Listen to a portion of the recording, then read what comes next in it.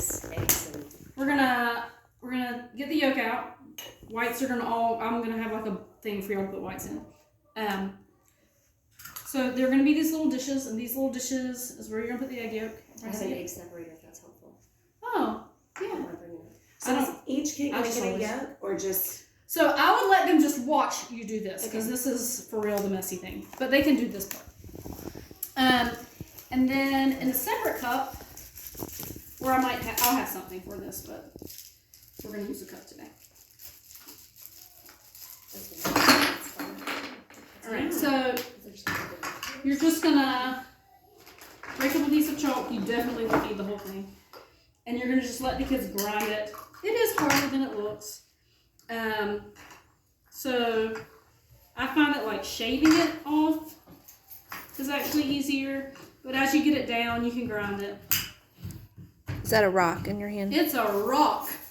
And this is important, right? For them to recognize that, you know, when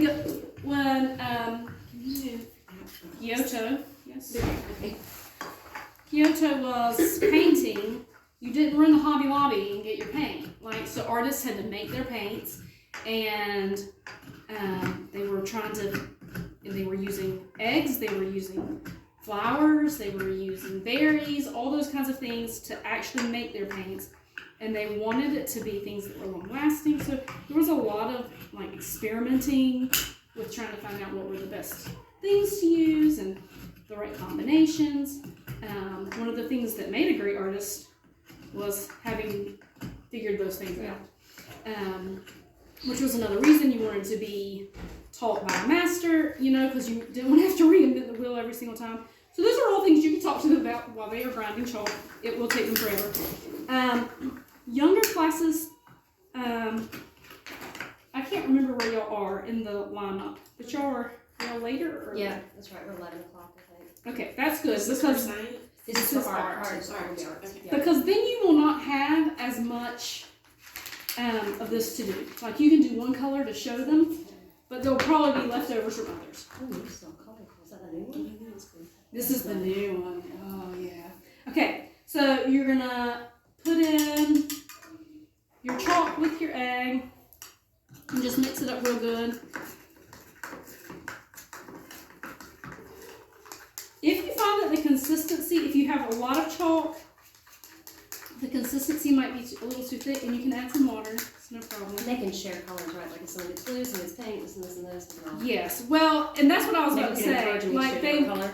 Like the earlier classes will make a lot because they'll kind of have to get the colors that they want, and then but then every class after that, when you come, you should just kind of look and see what colors are there. Yeah. What colors are already there? What color do you want?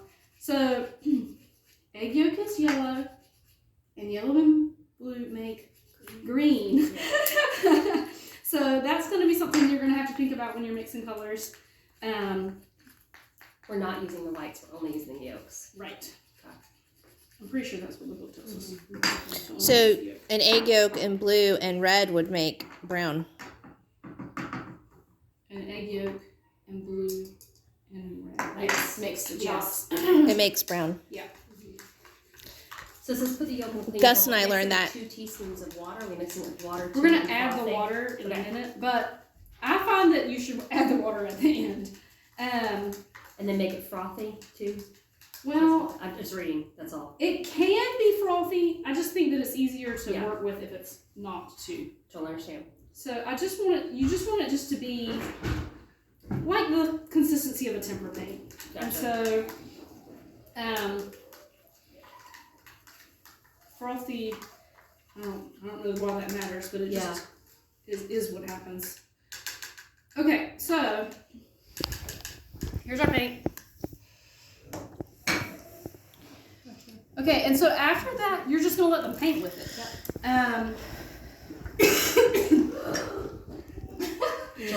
All right, you can go ahead and stop that because